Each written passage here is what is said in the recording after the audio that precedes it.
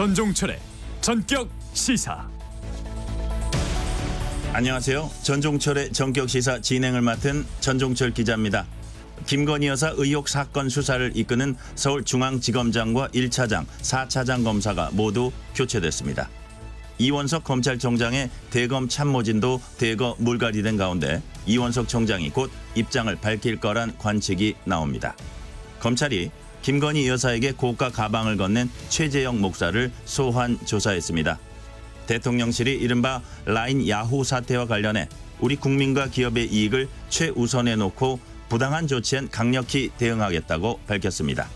민주당은 정부가 더 적극적으로 나서라며 총력 대응을 주문했고 국민의힘은 반일 선동은 국익에 도움이 안 된다고 지적했습니다. 교차로로 들어서기 직전 노란불이 들어왔는데도 차를 멈추지 않으면 신호 위반이라는 대법원 판결이 나왔습니다. 오늘 방송에선 국민의힘 안철수 의원, 조국혁신당 황운하 원내대표와 함께 해병대원 특검법과 원구성 등 정치 현안 자세히 짚어봅니다. 5월 14일 화요일 전종철의 전격 시사 출발합니다. 전종철의 전격 시사는 유튜브로도 실시간 방송합니다. 문자 참여는 짧은 문자 50원, 긴 문자 100원이 되는 샵 9730, 콩 어플은 무료입니다. KBS 1라디오 채널에는 정치, 경제, 사회, 문화 등 다양한 명품 콘텐츠가 있습니다. 구독과 좋아요, 댓글 많이 부탁드립니다.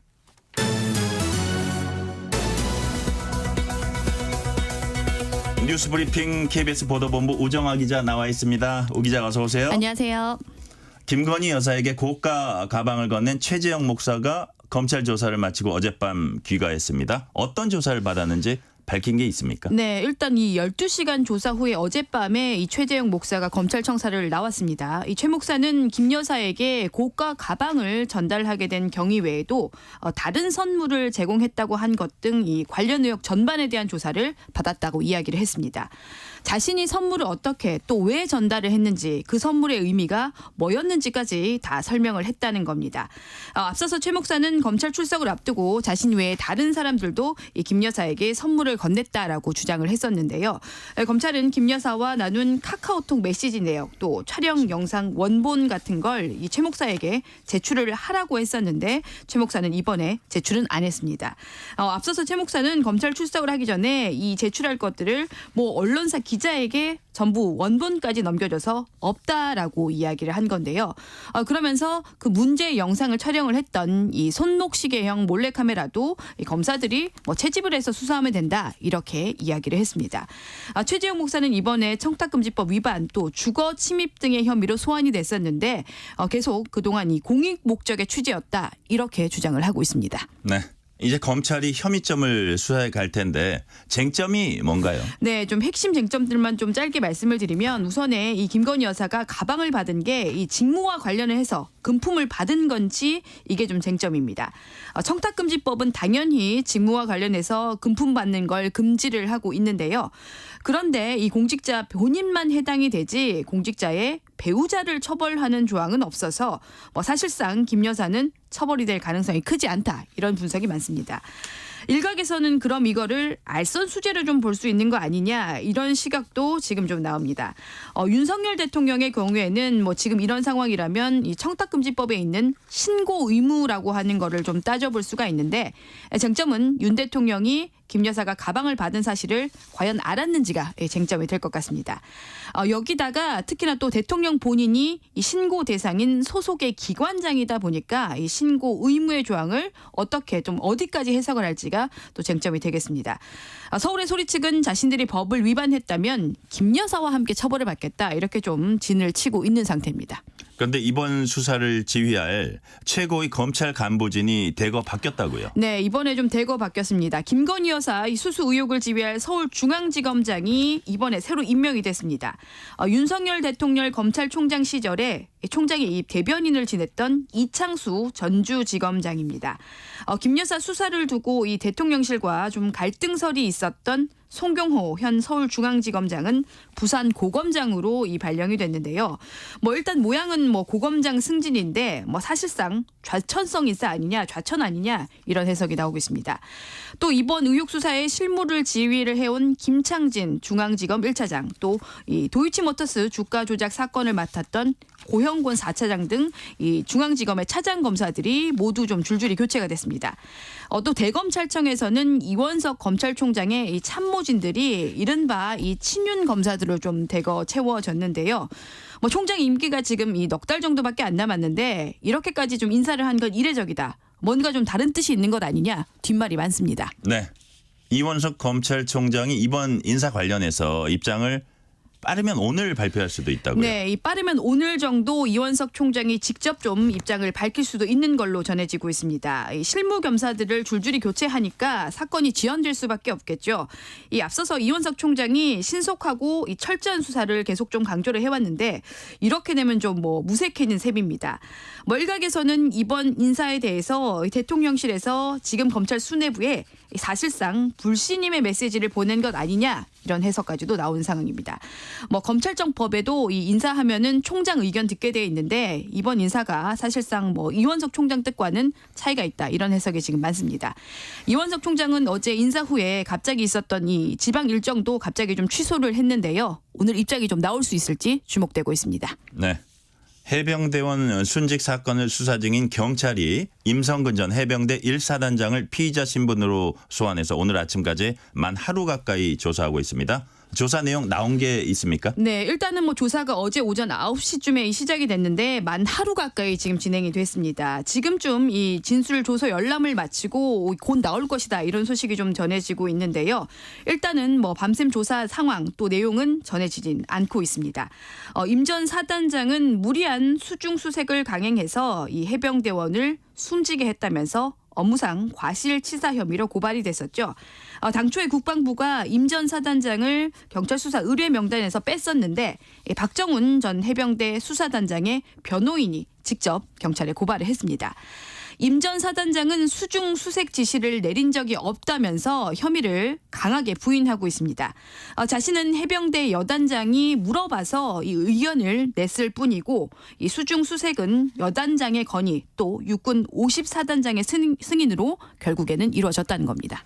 이런 임 전 사단장의 주장과 엇갈리는 부분도 있다고 하네요. 네, 좀 엇갈리는 부분이 좀 첨예하게 있습니다. 그래서 경찰이 이번 조사에서 이 부분을 좀 집중적으로 물어볼 수밖에 없었을 것 같은데요. 임 전 사단장의 주장과는 다르게 최근에 임 전 사단장에게 수색 종료를 몇 번이나 건의했다는 여단장의 녹취가 공개되면서 임 전 사단장의 주장과는 지금 좀 엇갈리는 상황입니다.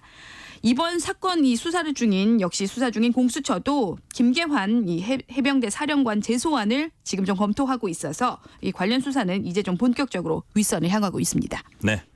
일본 정부의 국내 기업 경영권 압박 논란으로 번진 라인 야후 사태에 대해서 대통령실이 첫 공식 입장을 내놨습니다. 뭐라고 했습니까? 네, 이 정부 대응이 계속 이 소극적이다, 좀 대처를 안 하는 것 아니냐 이런 좀 여론이 계속 있었는데 대통령실이 좀 일단 직접 나섰습니다.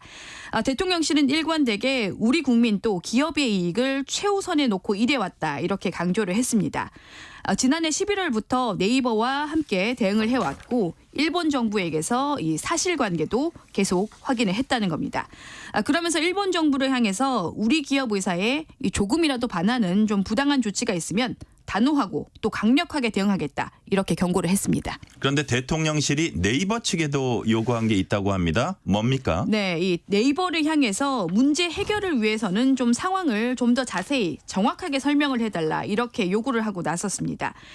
네이버가 좀 구체적으로 이 관련 정보들을 안 내놓고 있다 이렇게 좀 해석이 되고 있는데요.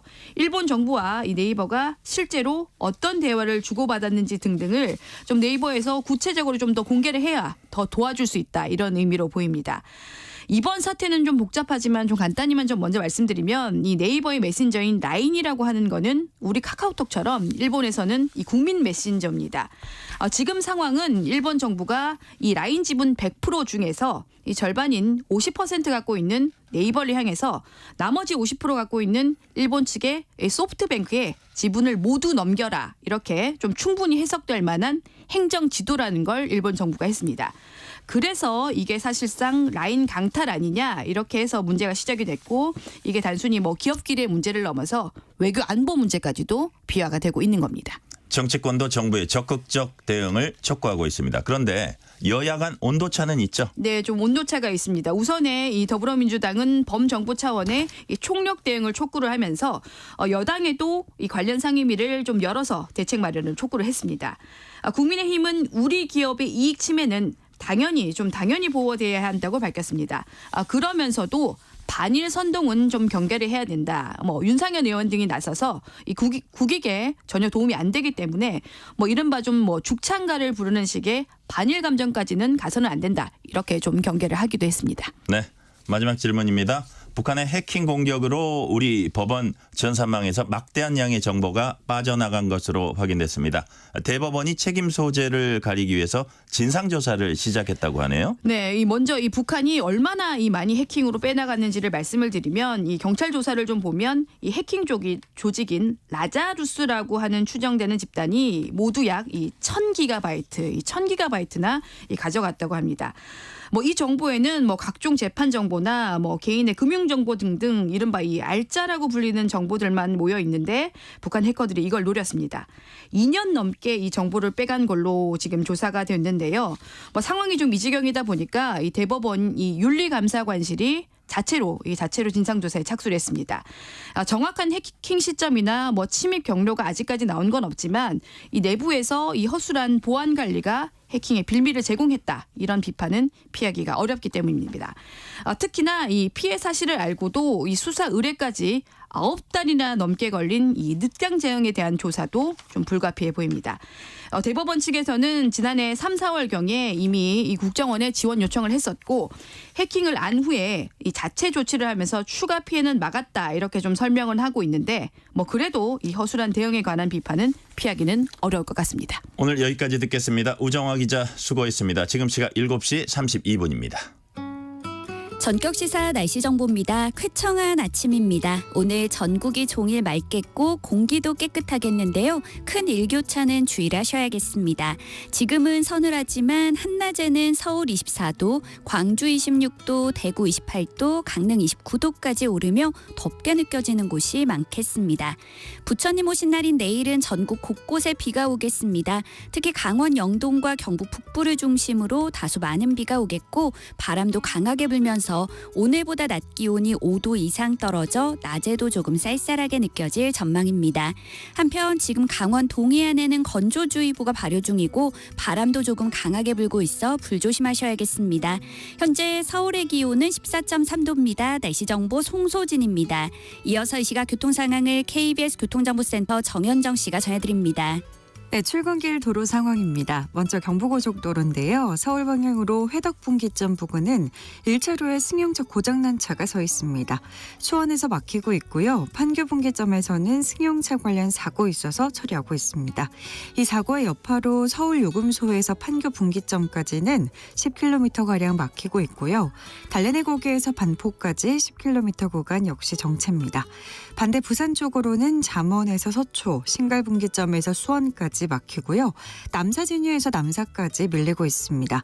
안성분기점에서도 짧게 막히고요. 경인고속도로 인천 쪽으로 서인천 부근에서는 4차로에 화물차 고장난 채 서 있으니까요. 주의하시기 바랍니다. KBS 교통정보센터였습니다.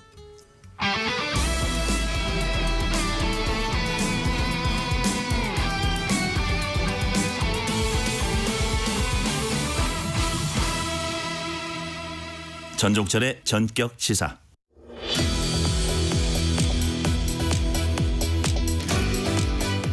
여야 신임 원내대표가 처음으로 회동했습니다. 해병대원 특검법을 둘러싼 여야 공방은 더 거세지고 있습니다.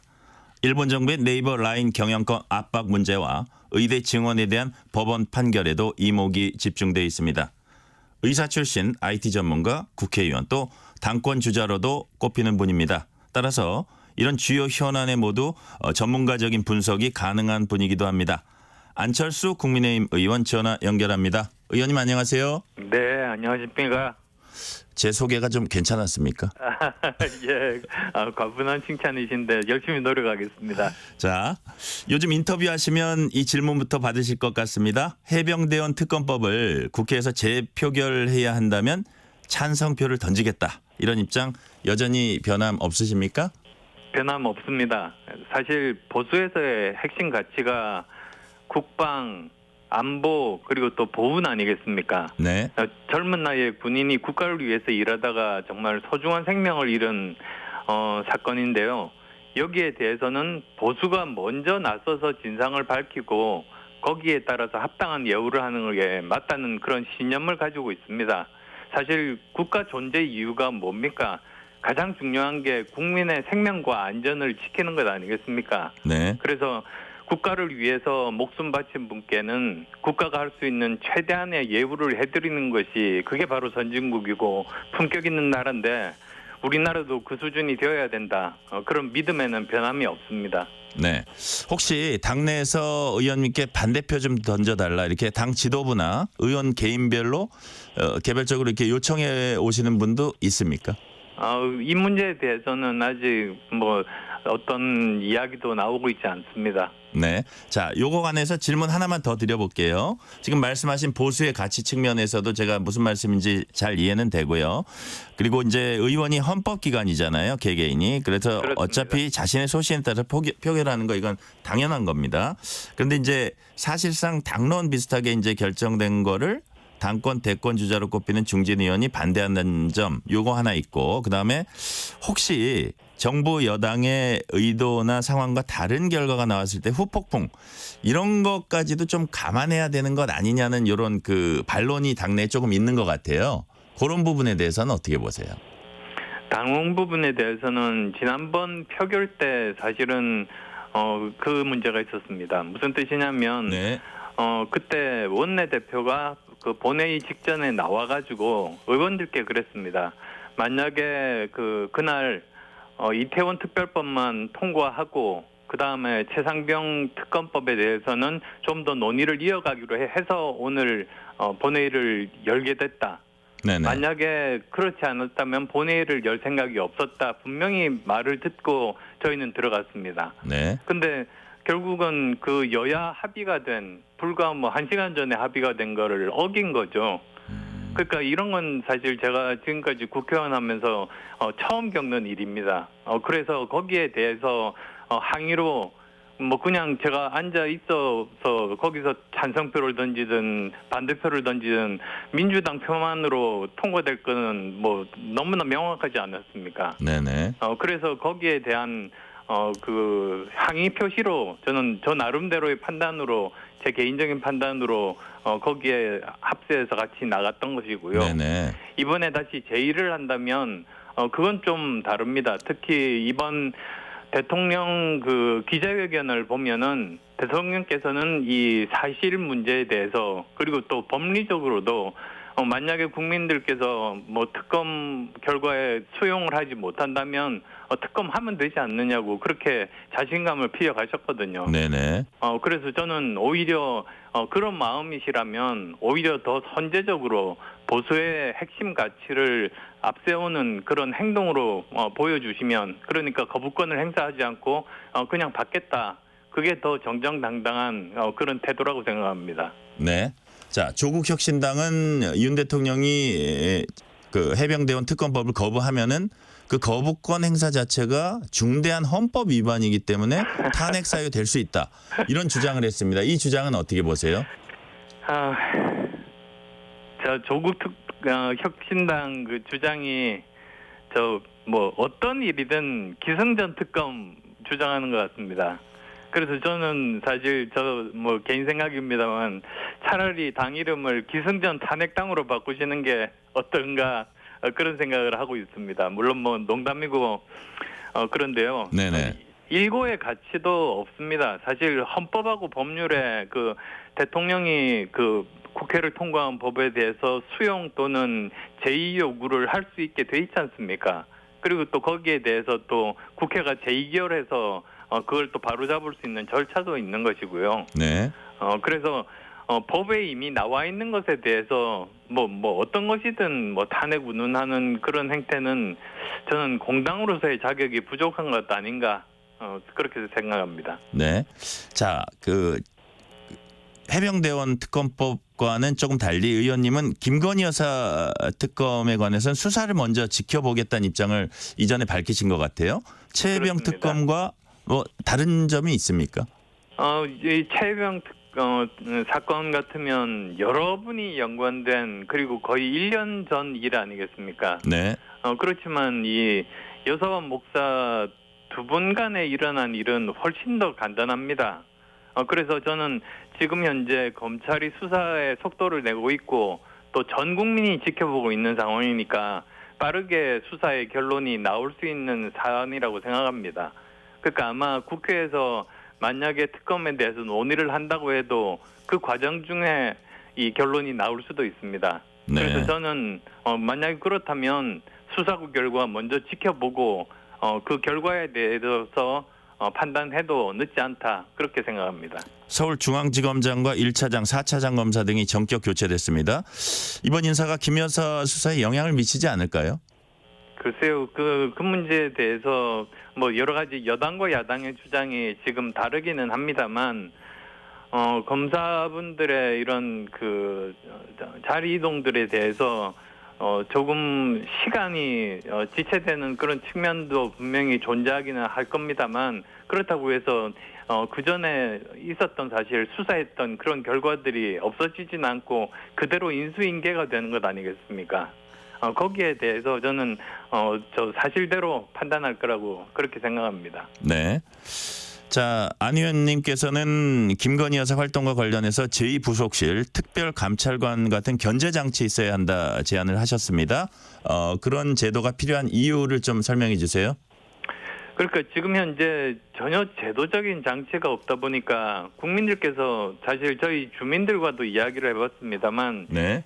제일 우려하시는 부분들이 유사한 일이 이대로 가면 다시 또 재발할 수 있는 것 아니냐 이런 말씀들을 많이 하십니다. 그러니까 제2부속실이라든지 또는 특별감찰관은 법률에 명시되어 있습니다. 그래서 임명하는 게 너무나도 저는 정상적인 과정인 겁니다. 그걸 지난 문재인 대통령 5년 동안 하지를 않은 그것 자체가 문제인 거죠. 그래서 국민들께 다시 같은 일이 반복되지 않겠다. 다시 이런 그 위기 관리 시스템들이 제대로 그 국가 시스템에 정착되어 있다. 그 자체만으로도 법 정신에도 맞고 그리고 국민들에게 안심을 시켜준다는 그런 측면에서도 이런 것이 필요하다고 제가 정말 오랫동안 주장한 겁니다. 네네. 라인 야후 문제로 넘어가 보겠습니다. 우선 왜 이런 사태가 일어났다고 보시는지 IT 전문가로서 이번 사태 본질이 뭔지 좀 설명을 해주세요.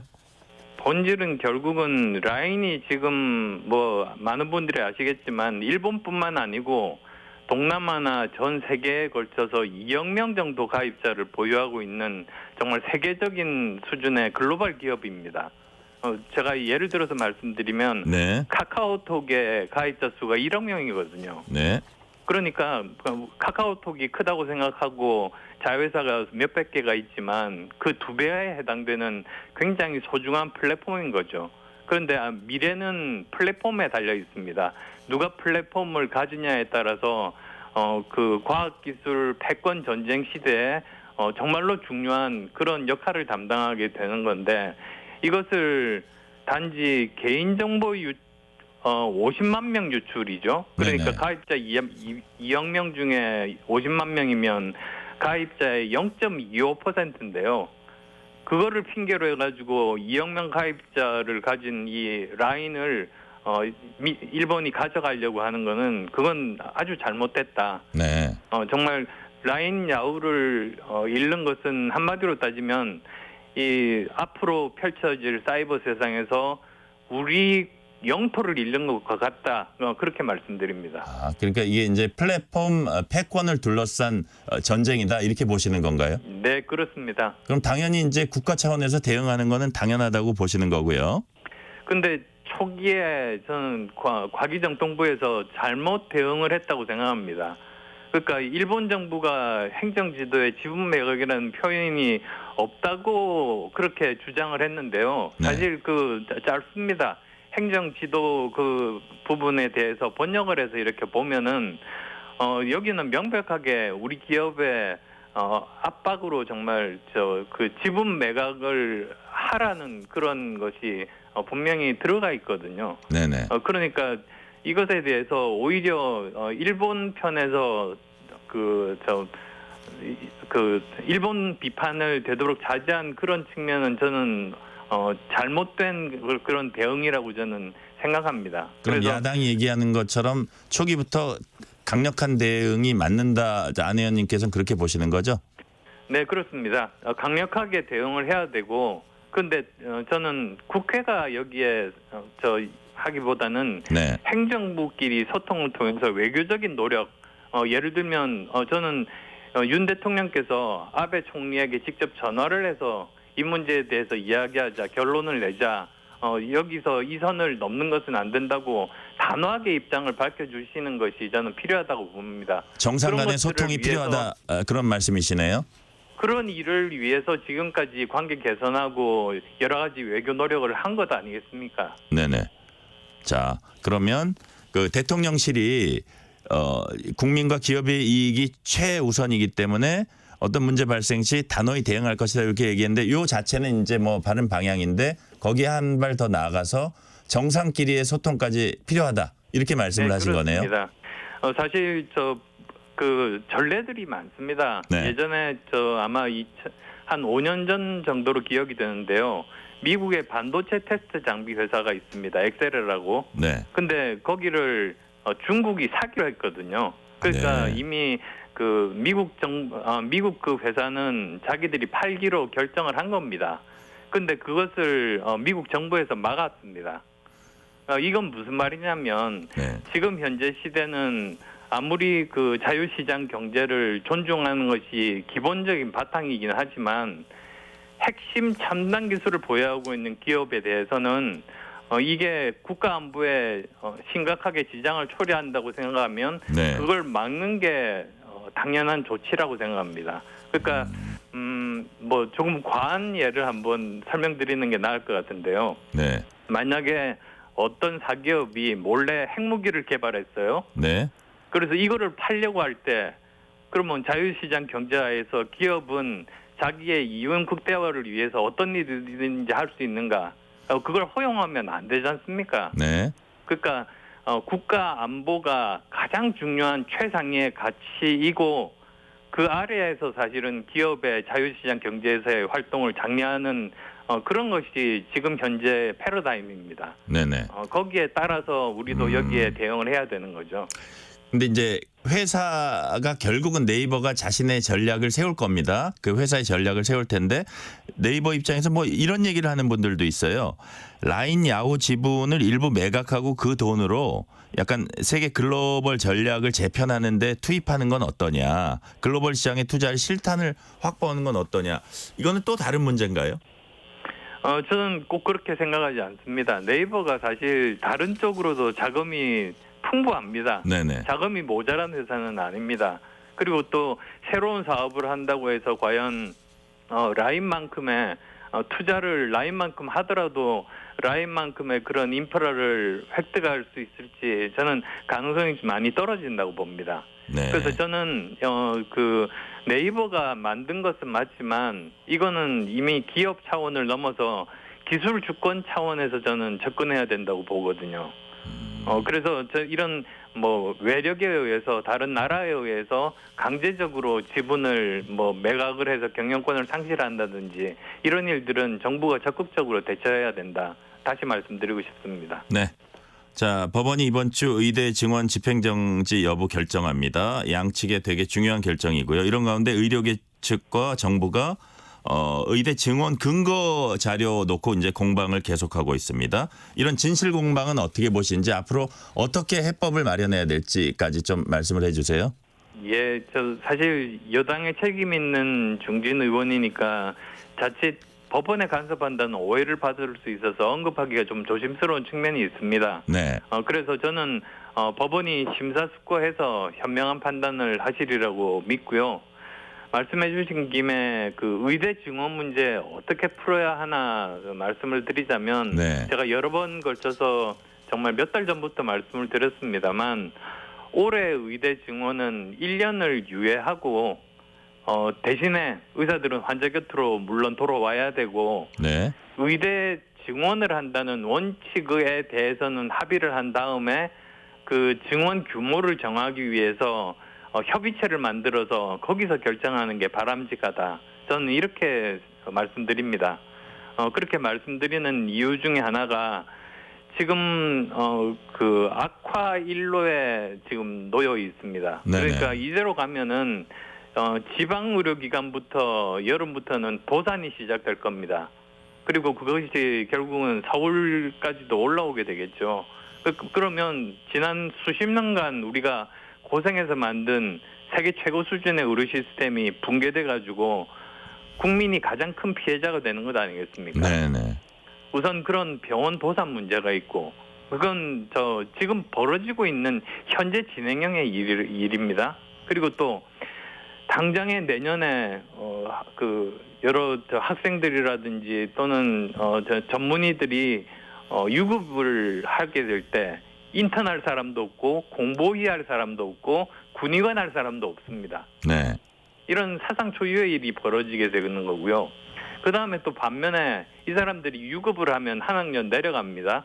그러면 기존의 3,000명에다가 증원을 만약에 뭐 1,500명을 하고 유급 3,000명이 여기에 합치면 내년 학년은 사상 초유의 7,500명이 되는 겁니다. 네. 그럼 기존의 의대 교육 시스템이 이건 감당하기는 불가능한 수준이 됩니다. 제가 말씀드리는 이유가 저도 의대 교수 출신이기 때문에 네네. 이 의대 실습이 어떤 특성을 가지고 있는가를 잘 알고 있어서 그렇습니다. 그렇게 되면 결국 의료 질이 정말 끝없이 하락할 수밖에 없고요. 네. 결국 국민이 최대의 피해자가 된다. 그렇게 말씀드립니다. 요것만 하나 더 여쭤볼게요. 지금 사실 정부 입장에서는 의대 증원 올해 그 진행되는 거를 뒤로 백하기는 이제 멈추기는 쉽지 않은 것 같은데 그런 부분이 일단 가면서 내년부터를 어떻게 협상하는 방법은 없을까요? 올해 한 해 그렇게 하고 내년에 한다면은 만약에 그 지금 현재 학생들이나 전공의들이 받아들이면 모르겠는데 네. 지금 그렇게 해서는 학생들이나 전공의들이 돌아오지를 않을 겁니다. 네네.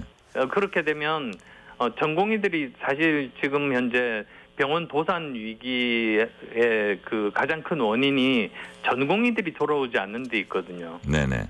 그러면 여전히 올해 내로 정말 수많은 병원들이 도산되는 걸 막을 수가 없는 거죠. 네. 자, 전당대회 시점으로 7월이 유력시 되고 있습니다. 지금 현재로서는. 안철수 의원님이 당권에 도전할지 여부가 언론에서도 관심입니다. 당권 도전 좀 마음을 먹고 계십니까?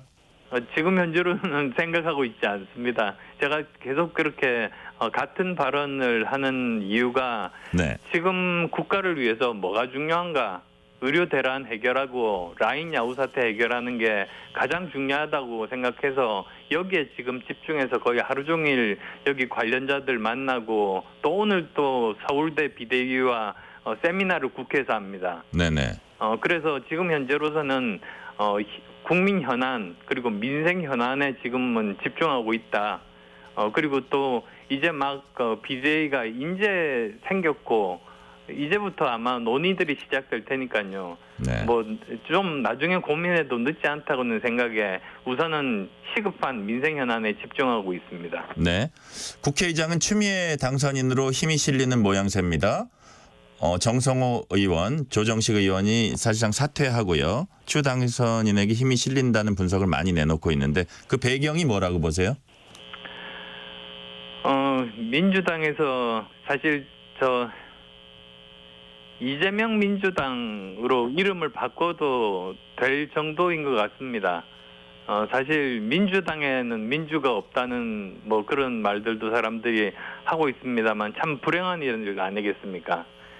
근데 그것보다도 더 큰 문제가 추미애 지금 그 의원 같은 경우에 국회의장이 중립을 지킬 필요가 있느냐 이런 말이 좀 충격적입니다. 왜 그러냐면 사실 국회의장이 당적을 이탈하도록 그 법에 명시되어 있지 않습니까? 그 이유가 중립 의무를 지키기 위한 것이 국회의장의 정말로 중요한 책무 중에 하나입니다. 네. 근데 조금 전에 그 추미애 의원의 그 발언은 이런 법 정신을 정면으로 어기는 그런 일이거든요.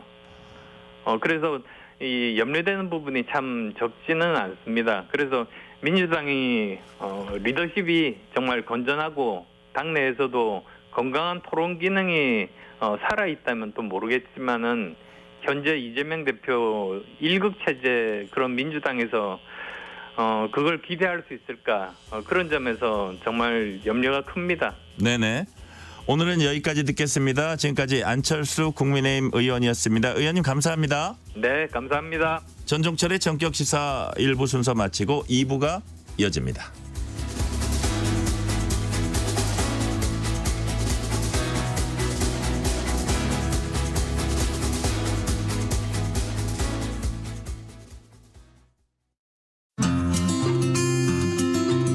KBS 라디오 기후위기 대응 캠페인 지구를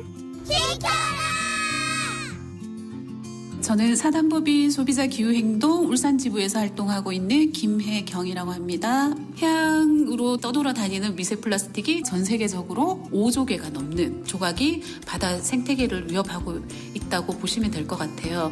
먹이사슬을 거쳐서 우리 식탁으로 오거나 공기를 통해서 인간에게 되돌아오게 되는 거죠. 그래서 이제 우리가 성인 1인이 일주일에 섭취하는 미세 플라스틱이 양이 신용카드 한 장 분량, 그러니까 5g 정도. 의생활 중에서 이제 패스트 패션에서 이제 슬로우 패션으로 조금 전환하는 것, 그리고 합성 섬유보다는 천연 섬유를 이용해서 이제 옷을 구입하는 것, 미세 플라스틱 저감 장치가 장착된 세탁기가 이제 시중에 이제 판매가 되는데 그런 상품들을 구입해서 이용하는 것들이 좀 도움이 될 것 같고요. 그리고 또 기업은 미세 플라스틱 저감 장치를 연구 장착하는 기술들을 이제 개발해서 상용화 하는 것들이 이제 노력을 좀 해주어야 될 것 같고요. 미세 플라스틱 저감 관리를 위한 특별법 이런 것들이 이제 국회를 통과하면서 이제 그 지자체로 내려오게 되면 그런 관리들이 원활하게 될 것 같고요.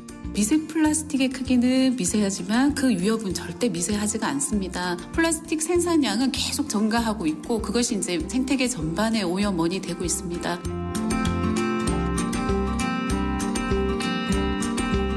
뜨거워지고 있는 지구.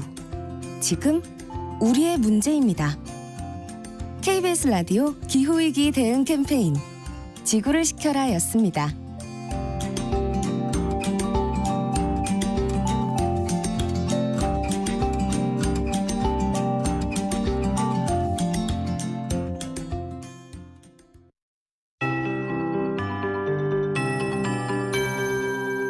KBS 58분 날씨. 지금은 다소 서늘하지만 낮에는 초여름 더위가 나타나겠습니다. 현재 기온은 내륙을 중심으로 15도 안팎으로 어제 아침과 비슷한데요. 한낮에는 서울과 부산 24도, 대전, 광주 26도, 대구 28도, 강릉은 29도까지 오르면서 어제보다 조금 높은 곳이 많겠고요. 평년 기온을 1, 2도 정도 웃돌겠습니다. 낮 동안은 조금 더워도 해가 지면 빠르게 쌀쌀해지면서 오늘 일교차가 10도에서 20도가량으로 무척 크게 벌어지겠습니다. 지금 청명한 하늘이 펼쳐져 있습니다. 오늘 전국이 맑겠고 공기도 깨끗하겠는데요. 낮 동안은 볕이 강해서 자외선 지수가 높겠고요. 호흡기와 눈에 해로운 오존 농도도 곳곳에서 나쁨으로 오르겠습니다. 한편 지금 강원 동해안에는 건조주의보가 발효 중이고 바람도 조금 강하게 불고 있어 불조심하셔야겠습니다. 부처님 오신 날인 내일은 비 소식이 있습니다. 오전에 서울 등 중서부 지역부터 비가 내리기 시작해 오후에는 그 밖의 지역으로 점차 확대되겠고 특히 강원 영동과 경북 북부를 중심으로 다소 많은 비가 올 전망입니다. 또 대기가 매우 불안정한 일부 경기 동부와 강원도, 충북과 경북 북부에는 쌀아구박이 떨어질 가능성이 있습니다. 현재 서울의 기온은 15.9도입니다. 송소진입니다.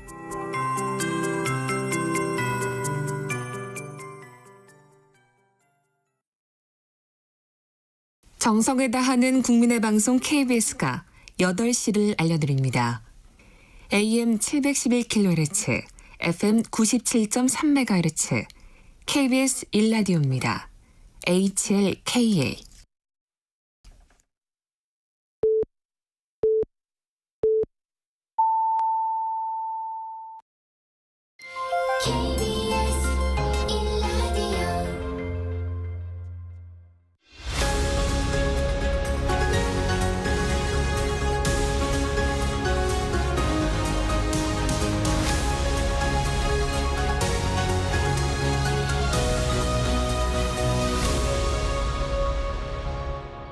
전종철의 전격 시사.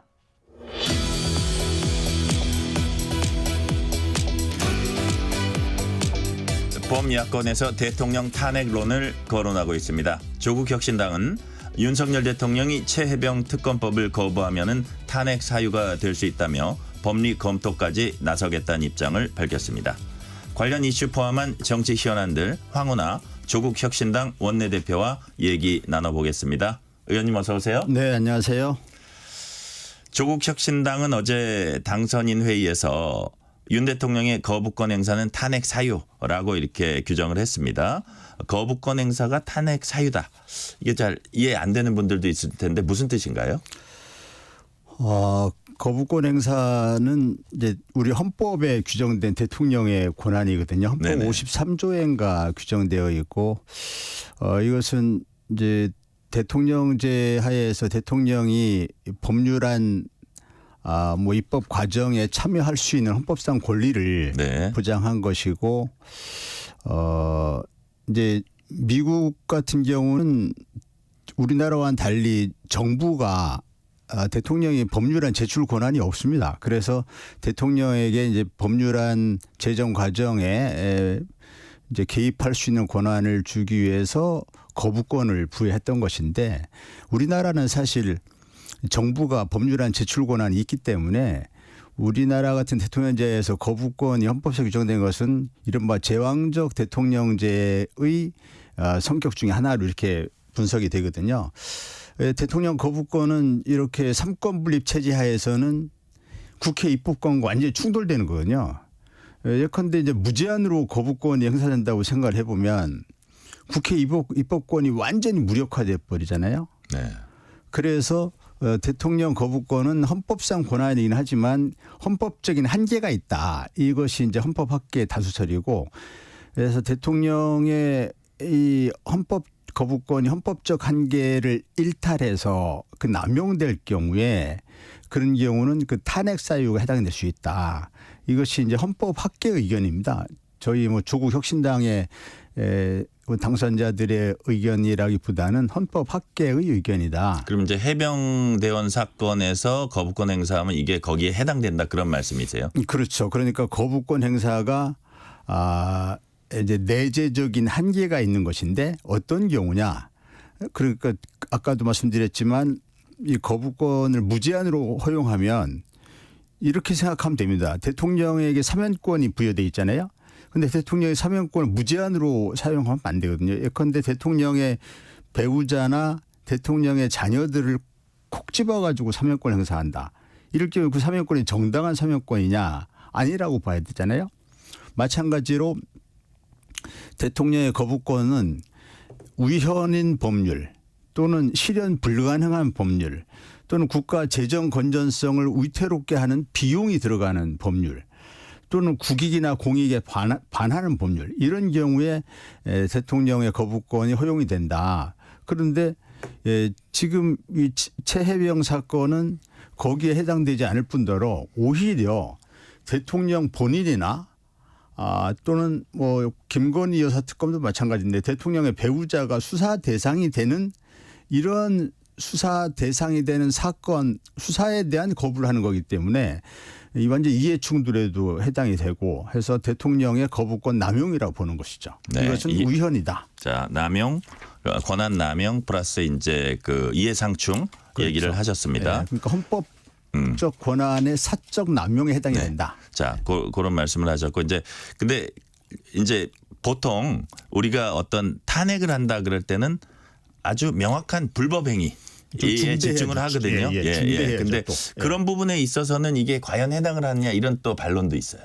이게 중대한 그러니까 헌법이나 법률을 위반했다 하더라도 중대한 위반 사유에 되거든요. 그러니까요. 대통령을 파면할 만큼 중대한 사유에 해당이 거기에 되느냐. 과연 해당이 되냐 이제 이걸 여쭤본다면 뭐라고 말씀하시겠습니까? 그에 대해서는 헌재의 판단 영역이 있죠. 다만 이론적으로는 위헌이고 탄핵 소추 사유에 해당이 된다.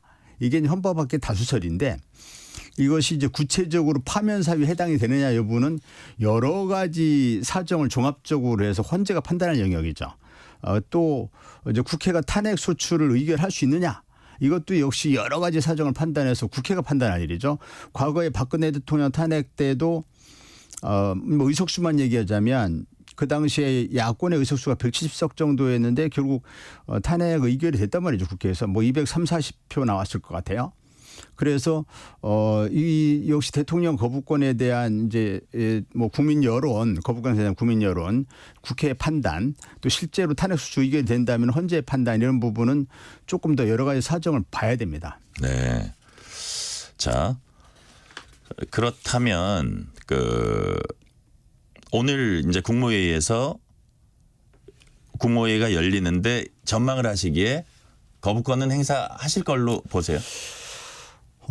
이제 정부로 법률안 이송된 다음에 15일 이내에 이제 거부권 행사해야 되는데 그럼 22일이 한계더라고요.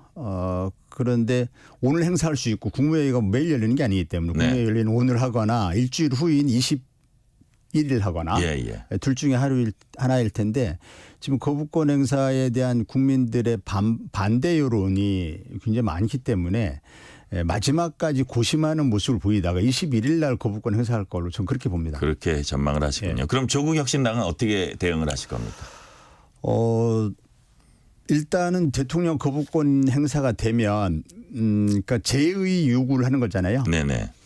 그 조국혁신당은 당연히 민주당과 연대 협력해서 국회에서 이것이 재의결될 수 있도록 정치력을 발휘해야죠. 그러니까 산술적으로는 그 국민의힘 쪽에서 18명의 이탈표가 나와야 되는 건데. 근데 뭐 그쪽도 이탈표가 나올 수 있고 뭐 야권도 이탈표가 나올 수 있고 그럴 수 있죠. 네네. 그렇지만은 이제 민주당과 조국혁신당이 이제 정치력을 발휘할 경우에 가결될 수도 있다. 재의결에 성공할 수도 있다. 이렇게 생각하기 때문에 재의결되는 데 집중해야 됩니다. 자, 민주당 헌법개정특위위원장 윤호중 의원은 대통령 권한 제한과 무당적화를 위한 원포인트 개헌 제안했습니다. 권한 제한 어떤 걸 한다는 거죠? 대통령의 지금 윤호중 위원장은 대통령의 이제 거부권 행사를 제한하겠다. 네네. 지금 우리 헌법은 문헌상으로는 대통령의 거부권에 제한이 없거든요. 문헌만 보면 거부권이 무제한으로 허용되는 것처럼 이렇게 오해할 수 있습니다. 그렇지만 아까 말씀드린 것처럼 내재적인 한계가 있다. 헌법 이론상 그런 것인데 그런 것을 헌법에 좀 더 명확하게 하겠다. 이런 것과 그다음에 이제 대통령이 당무에 계속 그 국민의힘 당무에 개입해 와가지고 거기 그 대표를 뭐 내쫓고 마음에 드는 사람을 대표로 앉히고 하는 그런 일이 있었지 않습니까? 이게 전부 그게 국민의힘 당적을 갖고 있기 때문에 그런 일이 생겼잖아요. 그래서 대통령이 이제 당적을 갖지 말아야 된다. 국회의장처럼. 그런 내용을 포함해서 또 뭐 민주당에서 또 4년 중임 대통령 4년 그 중임제 이것을 그 방향으로 권력 구조를 바꿔야 한다. 뭐 이런 주장도 있고 또 민주당과 국민의힘이 공통적으로 5.18 정신을 헌법 전문에 들어가게 해야 한다. 이것은 민주당이나 국민의힘이 똑같이 주장하는 것 같더라고요.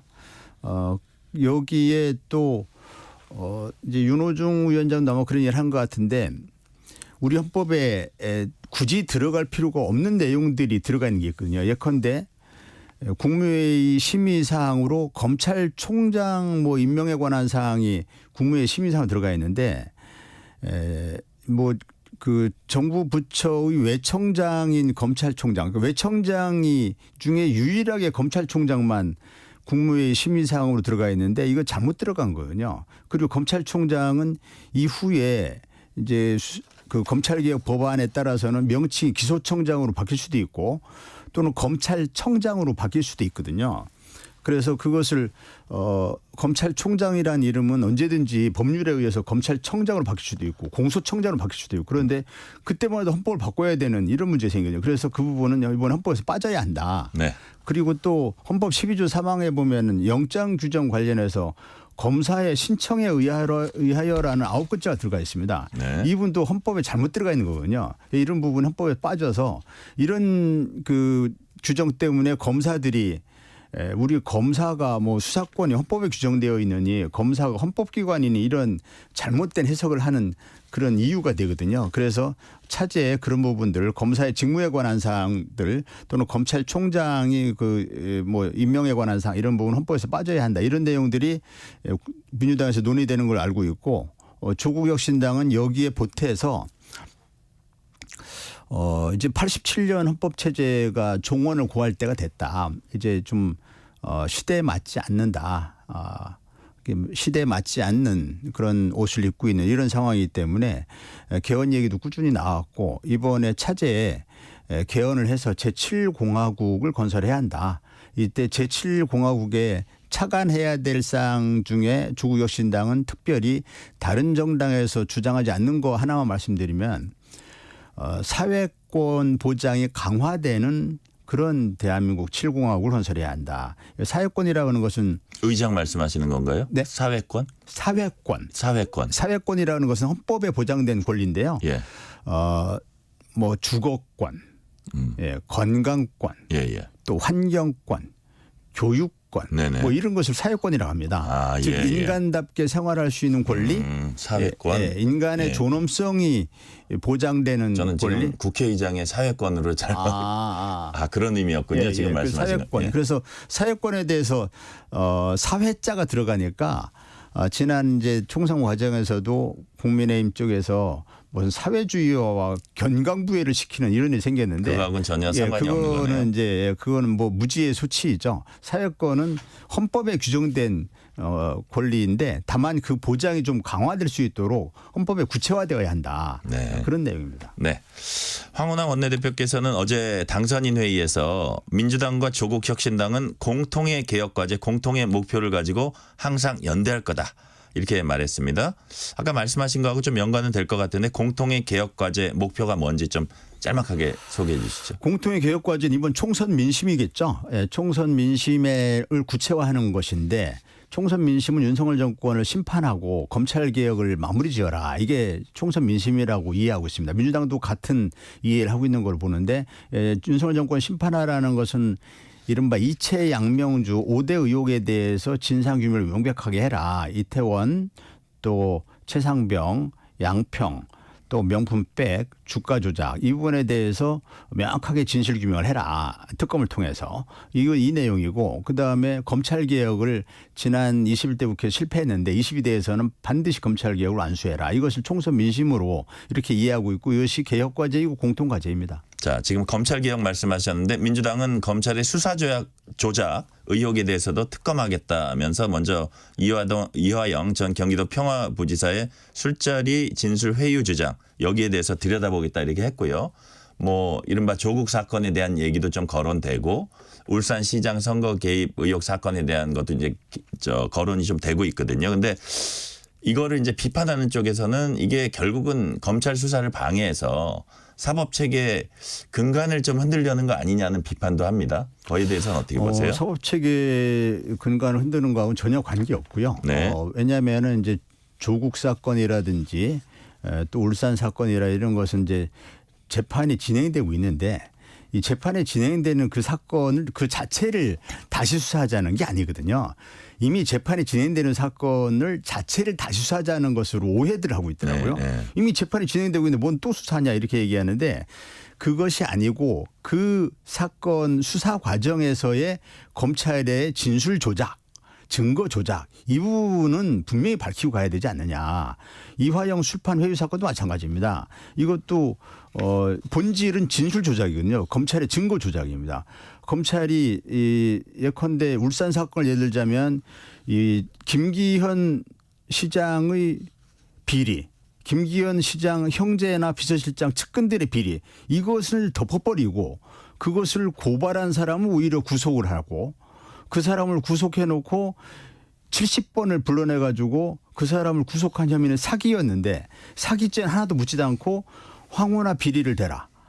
송철호 비리를 대라. 이렇게 하면서 회유 협박하면서 사건을 조작해 왔다. 이게 이러한 사건 조작은 별개로 지금 진행되는 재판 사건과는 별개로 검찰의 명백한 검찰권 남용이고 뭐 있을 수 없는 법치주의 위반이거든요. 어떻게 증거 조작하냐는 거죠. 네. 그래서 그런 부분은 특검을 통해서 밝히지 않고서는 밝힐 수가 없는 겁니다. 검찰이 그건 계속 덮어오기 때문에 그래서 특검을 통해서 검찰의 진술 조작을 밝히자. 이런 취지 이것이 본질이라고 이해하시면 됩니다. 자, 제가 비슷한 질문을 좀 다른 각도에서 여쭤볼게요. 이제 민주당 조국혁신당이 이제 정부 여당 쪽을 총선 민의라면서 이제 뭐 압박하고 여러 법안을 이제 통과시키고 하면서 아까 초장이 우리 초반에 말씀했던 어떤 그 탄핵 추진이라든지 뭐 정권의 조기 종식이라든지 이런 것들을 뭐 겨냥하고 있다는 분석이 나오는데 이런 것이 결국은 자신들이 안고 있는 그 어떤 사법 리스크를 좀 완화시키기 위한 데 큰 목적이 있지 않느냐 이런 뭐 지적도 합니다. 근데 사법 리스크 완화하고 아무 관계가 없는 것이요. 네. 그것이 지금 이제 조국 대표나 저 황운하나 지금 법원에서 조국 대표는 2심까지 끝났고 저는 이제 1심이 끝나고 항소심이 진행 중인데 이 법원의 판결에 국회가 무슨 영향을 끼칠 수가 있습니까? 예컨대 수사 중인 경우는 뭐 영향을 끼칠 수 있다라는 것이 이해할 수 있어요. 검찰이 수사를 뭐 확대하거나 축소하거나 뭐 등등의 영향을 주려고 하는 거 아니냐 이렇게 이해할 수도 있겠는데 이미 재판이 진행 사건 사법부에 영향을 끼친다는 게 대한민국에서 사법부의 재판에 누가 영향을 끼칠 수 있습니까? 국회가 예컨대 체포 뭐 이런 경우만 해도 사법부가 재판을 진행하다가 뭐 국회에 체포 동의할 일이 없거든요. 사법부가 예컨대 법정 구속 관련 법정 구속하면 되는 것이고 재판 진행 중에 검사가 뭐 체포영장 청구할 일은 법적으로 불가능하고 그렇기 때문에 사법부의 재판에 영향을 끼치려는 의도라고 하는 것은 그것은 이 사법부의 본질을 잘못 이해하고 있는 것이다. 저는 그렇게 보고 그것은 좀 억지 주장으로 보입니다. 네, 다음 질문으로 넘어갈게요. 조국 대표가 독도를 방문했습니다. 방문 배경이 뭡니까? 뭐 간단하게 이제 대한민국 영토인 독도 수호, 그 다음에 이번에 라인 야후 사태에서 촉발된 경제 주권 이것을 이제 지켜야 한다. 또 일본 정부에게 독도 영유권 주장을 더 이상 하지 말아라 경고하고 야당 대표로서 당연히 할 수 있는 일이죠. 또 윤석열 정부를 향해서 독도 문제 등에 대해서 단호하게 그리고 분명하게 대응을 해라. 그다음에 라인 야후 사태에 대해서도 대한민국 국민 또는 기업의 재산권을 지키는데 우물쭈물하지 말아라. 명확하게 입장을 표명하고 이에 대해서 그 헌법상 대통령에 부여된 권리를 적극 행사하라. 이런 취지로 물론 독도 방문은 라인 야후 있기 전에 기획된 거였습니다. 네네. 그런데 이제 시기가 타이밍이 그렇게 맞았네요. 예, 그렇죠. 네네. 자, 다음 질문 드릴게요. 지금 그 국회의장 두 분이 남았습니다. 두 분으로 2파전으로 압축이 됐는데 뭐 정치권의 분석은 추미애 당선인한테 좀 무게가 실린다 이렇게 보고 거기에 명심이 들어간 거 아니냐 이런 얘기도 하는데 명심이 좀 들어갔다고 보십니까? 뭐 민주당이 원칙적으로 이제 국회의장 선출하기 때문에 제가 알 수는 없습니다만은 이렇게 볼 수는 있겠죠. 지금 당원과 민주당 지지자 약 80%가 추미애 전 장관을 지지하는 걸로 나타나거든요. 그런데 당원과 민주당 지지자들의 뜻을 대변하는 것이 국회의장의 역할 아니냐, 이번 22대 국회 역할 아니냐, 이렇게 그런 차원에서 뭐 그렇게 이해할 수 있을 것 같은데요. 근데 네. 이재명 대표도 당원들과 지지자들의 뜻이 존중돼야 되는 거 아니냐라는 그런 생각을 했을 수 있겠죠. 자, 근데 이제 기계적 중립을 지키지 않겠다. 이제 중립성 부분에 있어서 좀 논란이 쭉 그 4명의 후보 다 있었고, 특히 추미애 당선인이 그 부분에 좀 약간 더 강경했던 것 같아요. 그래서 앞으로 그 22대 국회에서의 어떤 국회 모습이 좀 너무 혹시 일방적이거나 그다음에 강대강 대치로 가지 않을까, 이런 우려하는 목소리도 있습니다. 그 부분은 어떻게 보세요? 이제 국회의장은 지금까지 뭐 이제 당적을 갖지 않아야 되고 거기에 조금 거기 매몰되다 보니까 지금 말씀하신 것처럼 기계적인 중립에 좀 치우쳐서, 그래서 민주당 출신의 국회의장이라는 그 의미가 완전히 퇴색돼 버리고, 물론 국회의장이 합의, 대화, 타협, 중재 이런 역할을 해야 되죠.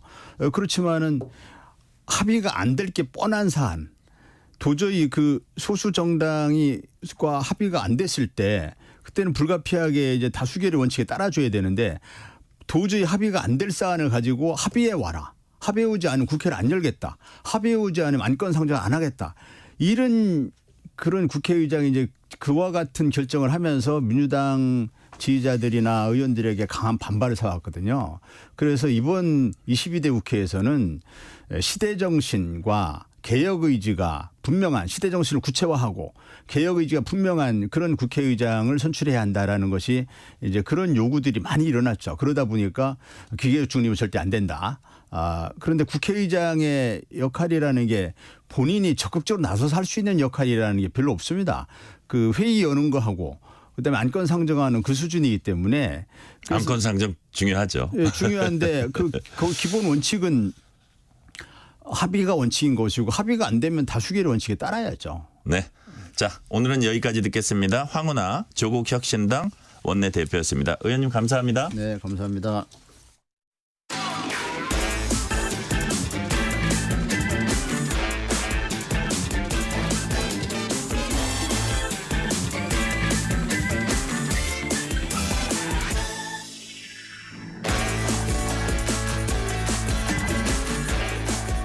(2,000명) 의대 증원 근거를 놓고 정부와 의료계가 공방을 벌이고 있습니다. 한국경제신문 최영창 기자와 이에 관한 얘기 자세히 나눠보겠습니다. 최 기자 어서 오세요. 네, 안녕하세요.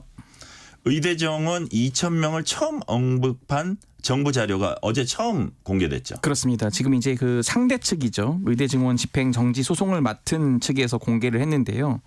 올해 2월 6일에 이 보건의료정책심의위원회, 줄여서 보정심이라고 하는데, 이 회의 자료를 공개했는데 사실상 이게 지금 2,000명 증원을 직접 제시한 회의가 이게 유일한 겁니다. 보정심 회의는 이제 보건의료기본법상 주요 보건의료제도 심의하는 기구인데요. 정부위원 7명 외에도 이제 의사단체 등 의료 공급자 대표 6명, 환자단체 등 6명, 그리고 전문가 5명 이렇게 참여하는데요. 여기는 이제 법적으로 회의록을 의무적으로 남겨야 하다 보니까 이렇게 지금 정부 제출 자료 가운데 포함이 된 겁니다.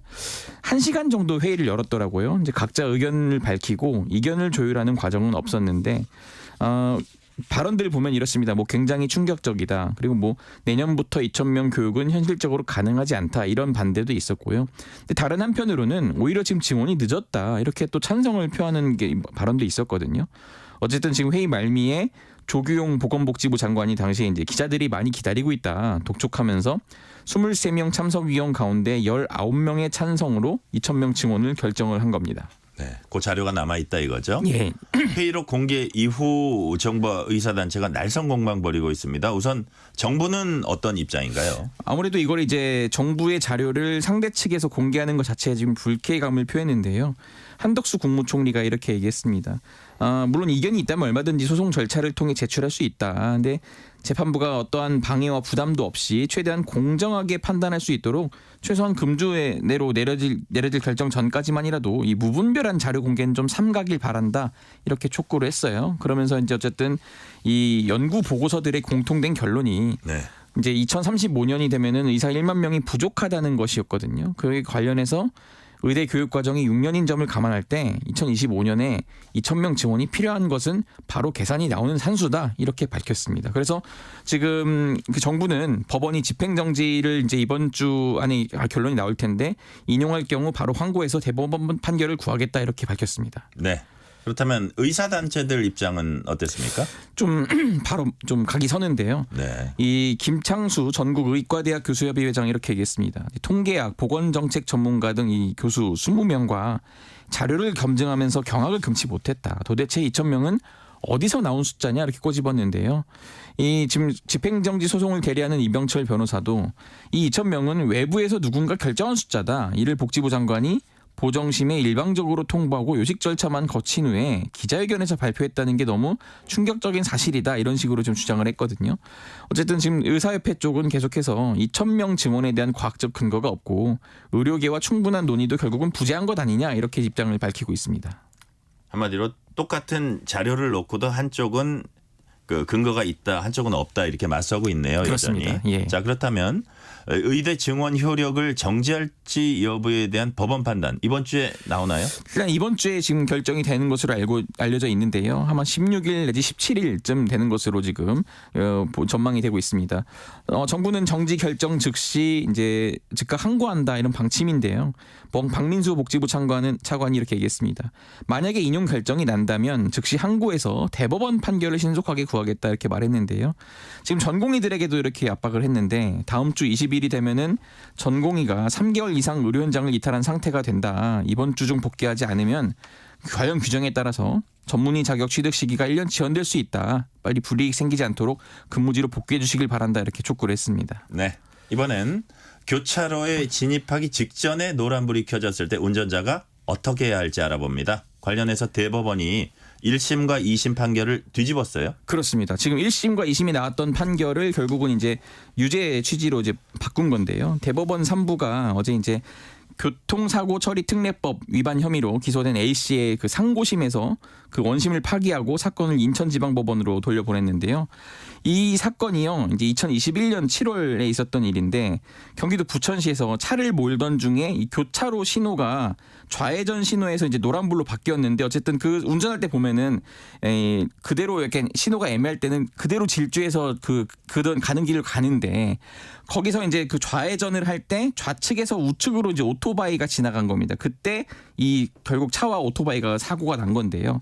이 사건의 쟁점은 교차로 진입 직전에 이 노란불이 켜졌을 경우 차량 정지에 필요한 거리가 교차로 정지선까지의 거리보다 이제 길어서 멈추지 않고 계속 주행했을 때 이게 과연 신호 위반이냐 아니냐 이걸 해당하는지였는데 대법원에서는 지금 유죄 취지로 본 겁니다. 네. 자, 1심과 2심 A 씨에게 무죄 선고했고요. 최종심에서 달라진 부분이 구체적으로 어떤 겁니까?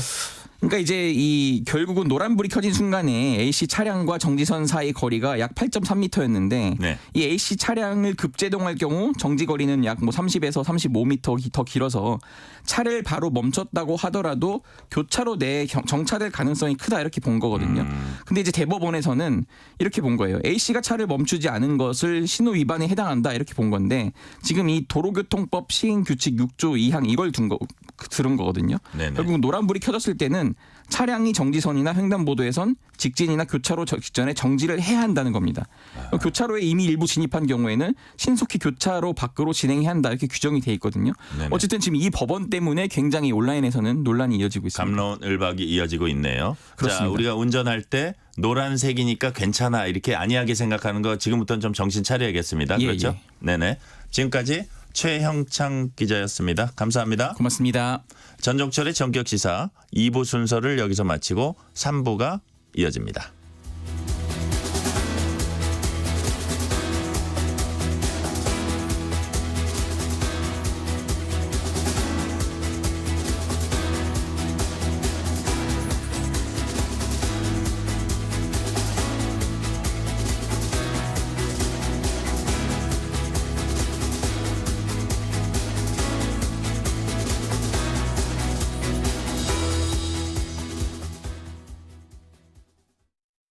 잠시 후 8시 반부터 일부 지역국에서는 해당 지역 방송을 보내드립니다. 워렌 버핏은 가치 투자, 필립 피셔는 성장주 투자, 피터 린치는 장기 투자, 그리고 성기영은 경제쇼. 방법은 달라도 목표는 하나. 여러분을 성공의 길로 안내합니다. 평일 오후 4시 5분 성기영의 경제쇼. 주말 오후 5시 5분 정보를 업그레이드한 성기영의 경제쇼 플러스. 일주일 내내 함께하십시오. 편지 왔습니다. 퇴근길 지친 당신에게 힘이 되는 뉴스를 전해드립니다. 매일 저녁 당신과 함께 읽는 세상 이야기. KBS 1라디오 뉴스레터 K. 지금 시각은 8시 30분입니다. KBS.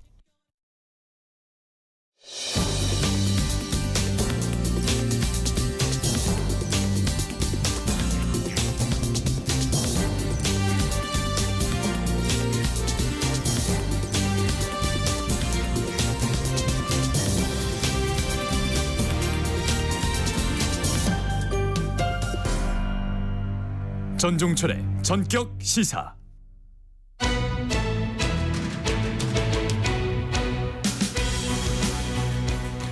지금 전국의 유명 음식점들을 상대로 자신이 그 식당에서 식사한 뒤에 장염이 걸렸다고 전화를 걸어서 합의금을 받아낸 수법으로 많게는 200만 원, 식당 수백 군데서 수천만 원의 금품을 받아낸 이른바 장염맨 사건이 있었습니다. 결국 구속됐는데요. 더군다나 과거 코로나 시기에도 이미 이런 전력이 있었던 것으로 뒤늦게 확인됐습니다.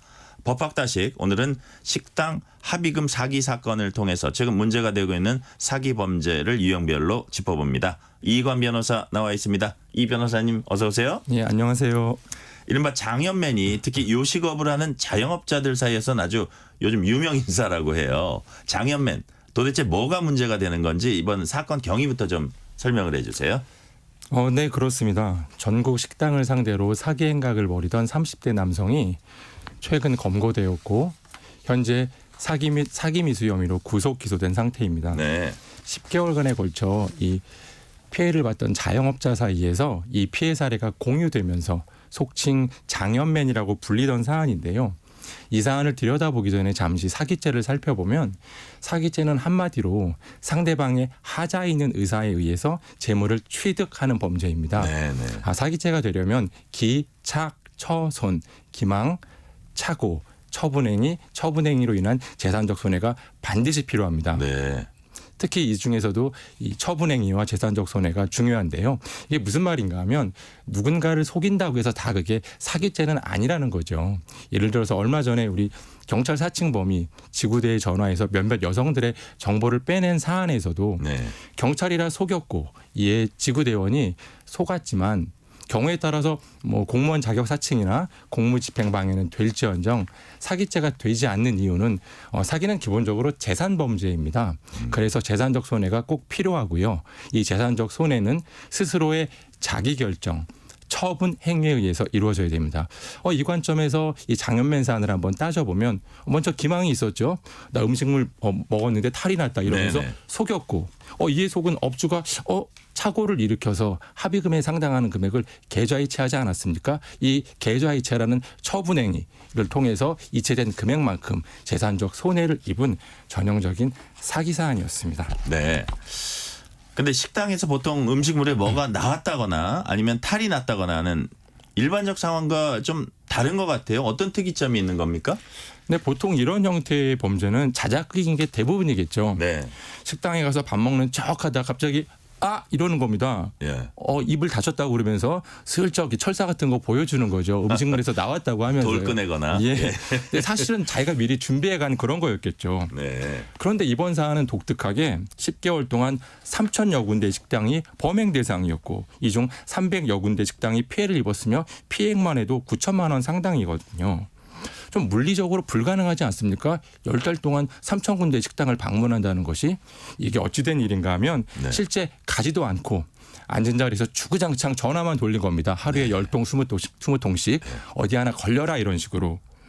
여차저차 나 장염 걸렸는데 뭐 합의금을 보내든가 아니면 뭐 영업정지 당하든가 이렇게 겁박을 했는데 앵커님 혹시 이게 왠지 어디서 많이 보던 범행 수법이지 않습니까? 그거 아니에요? 그 보이스피싱. 예, 맞습니다. 네. 이게 체계적 역할 분담만 없을 뿐이지 보이스피싱과 전형적으로 아주 흡사한 구조였습니다. 그러네요. 자, 그렇다면 실제 뭐라도 보여주면서 어디 다쳤다거나 아니면 치료 내역이나 진단서 이름은 내밀지도 않았습니다. 그냥 주구장창 전화만 했다 그랬잖아요. 예.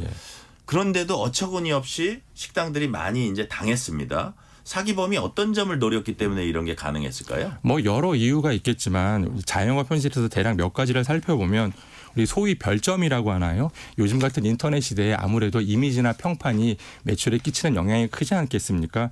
특히 이 먹거리를 판매하는 식당은 이에 더 예민했겠죠.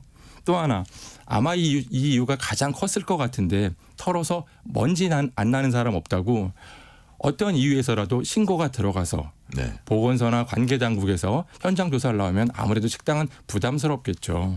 그리고 또 하나 이 장염매는 보험 처리를 망설이게 하는 그런 금액을 요구했던 겁니다. 그러니까 요즘 식당들도 이제 배상보험 같은 거 많이 가입되어 있어서 예. 보험 처리할 수 있는데요. 이때도 자기분담금이라는 게 있지 않습니까? 딱 그 정도 금액 요구하는 거죠. 그러면 업주 입장에서는 야, 조용히 처리하고 싶다 이런 심리가 생길 수 있다 이거죠. 예, 맞습니다. 어쨌든 장염면의 범죄수법은 이런 자영업자의 현실과 고충을 절묘하게 파고드는 건데 또 이렇게 보니까 아프니까 사장이다 이런 어떤 그런 말이 와닿기도 합니다. 아이고, 가슴이 아프네요. 자, 그렇다면 이번 장염면 사건에서 피해 입은 업주들 있잖아요. 이분들이 피해 금액을 되돌려받을 방법이 있을까요?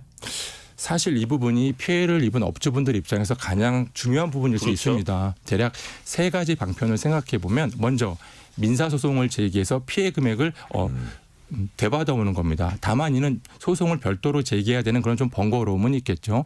둘째로 아예 반대로 이 사기범이 자기 형사 절차에서 선처를 받기 위해서 이 피해자분들과 형사 합의하는 경우도 있거든요. 네네. 이 과정에서 피해 회복을 받을 수도 있고요. 셋째, 배상명령 제도를 이용하는 겁니다. 배상명령이란 형사사건에서 민사적인 손해배상도 함께 판단해 주는 거거든요. 즉 한 번에 두 개를 판단해 주는 거죠. 이 사기범의 처벌을 판단하는 이 형사재판부가 아예 피해자의 피해나 손해까지 함께 배상해라 이렇게 명령해 주면 피해 회복이 좀 간편하고 신속하지 않겠습니까? 아주 유용한 제도인데요. 다만 이는 저절로 되는 것이 아니라 일정한 요건화에 당사자의 신청이 있어야지만 가능하기 때문에 혹여라도 법원에서 이러한 안내가 오면 이에 대해서 잘 대응하셔서 시간과 노력을 줄이시면 좋겠습니다. 예, 지금 말씀을 들어보니까 결국은 애초에 사기 피해 당하지 않는 게 가장 상책인 것 같아요. 자영업자 울리는 사건 특히 이번 장염맨 같은 사기 피해 당하지 않으려면 음식점주 입장에서 어떤 대비를 좀 해야 될 것 같아요. 원론적인 이야기일지 모르겠지만 네. 이번 사건에서 이제 신고를 꺼리고 머뭇거렸던 이유가 이 배상액도 배상액이지만 영업정지 같은 행정처분 때문이었거든요. 그렇죠. 그러니까 식당에서는 평소에 위생관리를 좀 철저히 하시고 관련 이 법령을 준수할 필요가 있습니다. 또 하나 막상 이런 전화가 왔을 때 좀 이치에 맞게 사실관계를 좀 따져보는 거죠. 언제 방문하셨냐? 그럼 날짜 듣고서 이렇게 CCTV 돌려보면 되지 않습니까? 실제 이번 사안에서도 장염면이 이렇게 전화했을 때 뭐 영수증 여부라든지 그다음에 방문 여부들 이렇게 조목조목 따지면서 물어봤더니 지레 먼저 전화를 끊기도 했었거든요.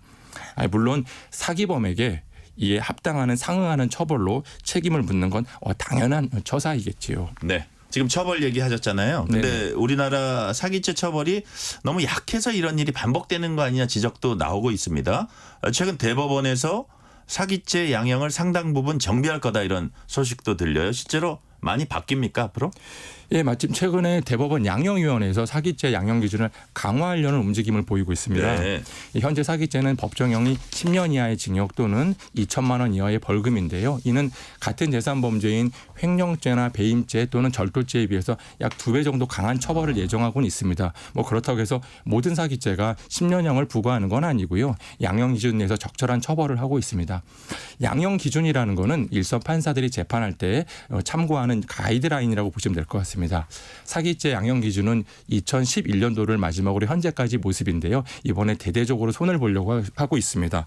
방향은 크게 두 가지인데 앞서 말씀드린 것처럼 양형 기준을 강화해서 처벌을 세게 하려는 것이고 이는 최근에 전세 사기 같은 조직적 사기에 대한 국민적 처벌 강화의 요구가 목소리가 크지 않았습니까? 이에 대한 반영일 테고 또 하나 아주 중요한 이 사기 범죄임에도 불구하고 아직까지 양형 기준이 마련되지 않은 대표적으로 보이스피싱 사기라던가 그다음에 보험 사기는 양형 기준이 없었는데 이를 마련할 예정입니다. 보이스피싱 심각하죠.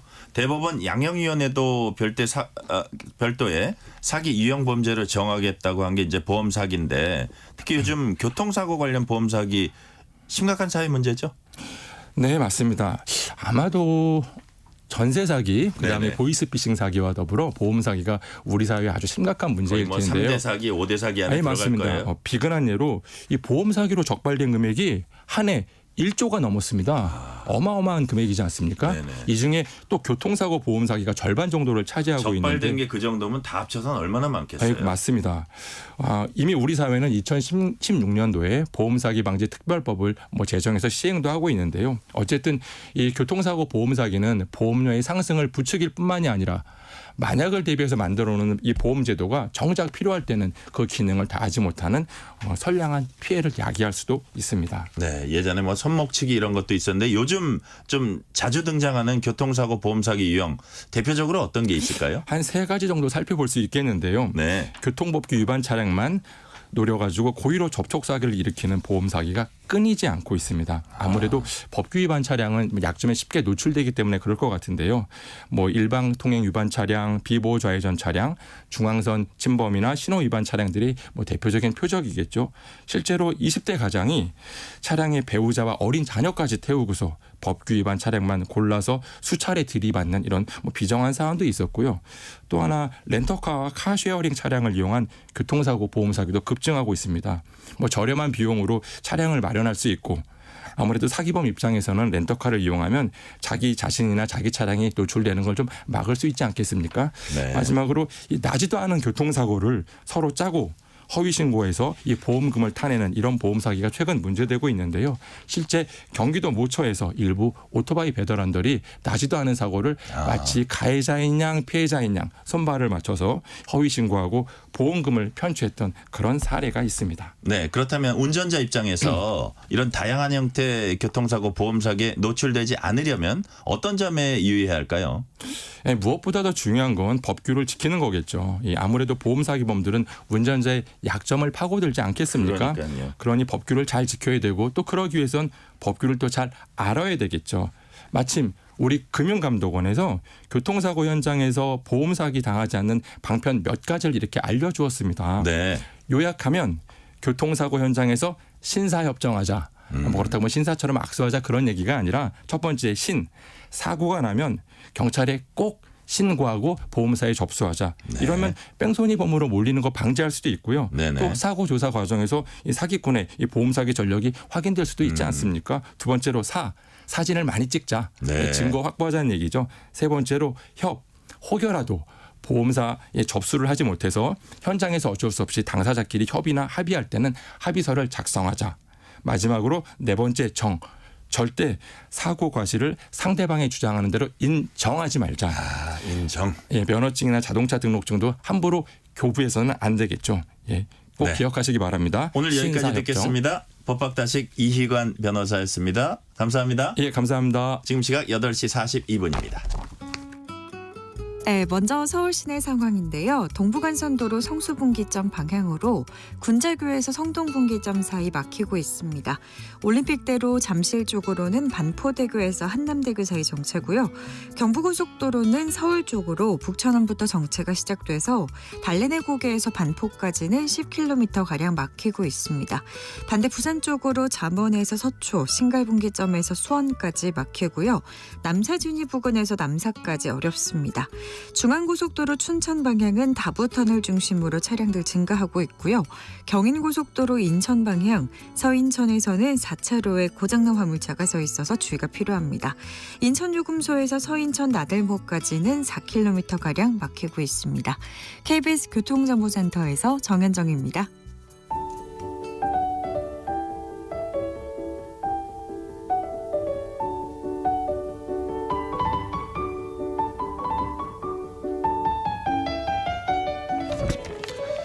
전종철의 전격 시사가 이번 주부터 새롭게 선보이는 코너 건강 백사입니다. 우리 건강과 관련된 다양한 궁금증들을 이해하기 쉽게 그리고 정확하게 알아보겠습니다. 오늘 첫 시간으로 김선영 이대 서울병원 정신건강의학과 교수 나오셨습니다. 김 교수님 어서 오세요. 예, 안녕하세요. 반갑습니다. 반갑습니다. 교수님께서는 정신건강의학과에서 환자들 진료하고 계십니다. 정신건강의학과 안에서도 네네. 다양한 분야가 있을 텐데 네네. 교수님께서는 주로 어떤 환자분들을 많이 보고 계십니까? 저는 이제 주로 다양한 수면 장애 환자분들 보고 있고요. 네. 그다음에 뭐 우울 장애나 불안 장애 이런 환자분들도 많이 보고 있고, 그리고 정서적인 이런 문제가 신체적으로 발현되는 그런 신체화 장애 환자분들도 많이 보고 있습니다. 아, 그렇군요. 네. 여러 가지로 다양하게 보시는데 네네. 그 전공은 가장 특수 세부 분야는 네네네. 수면이시네요. 네네네. 네, 아이고 앞으로 정말 기대가 됩니다. 네. 우리 어떤 다른 의사분과 함께 격주로 나오시기로 하셨잖아요. 네네. 잘 좋은 정보 부탁드리고요. 예. 우리가 보통 밤에 잠이 잘 안 오면 불면증인가 하는데요. 네. 불면증이라는 게 정확하게 어떤 건가요? 개념상으로? 불면증이라는 이제 뭐 주로 뭐 불면 증상의 이제 포괄적인 의미를 얘기하는데요. 네. 이제 잠에 들기가 어렵다, 뭐 수면 중간에 깬다, 새벽에 일찍 깨서 다시 못 잔다, 뭐 자고 일어나서 굉장히 개운하지 않다, 이런 것들을 다 포괄하는 개념입니다. 아, 그렇군요. 네네.